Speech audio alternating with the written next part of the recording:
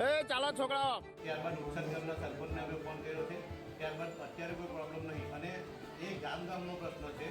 અમારા એસટીના ડ્રાઈવરે કે કંડક્ટરે એમને કોઈને બસમાં બેસવા દેવાની ના નથી. સ્ટાર્ટ.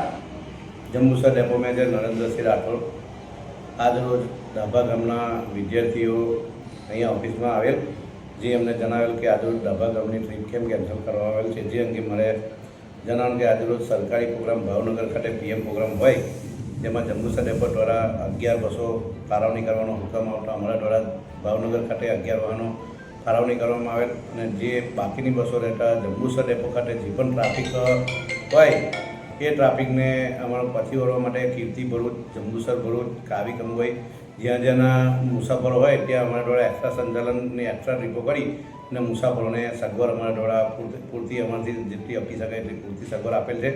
અને ડેપો ખાતે એવો કોઈપણ પ્રકારનો ફરિયાદ કે એવી કોઈ થયેલ નથી. જય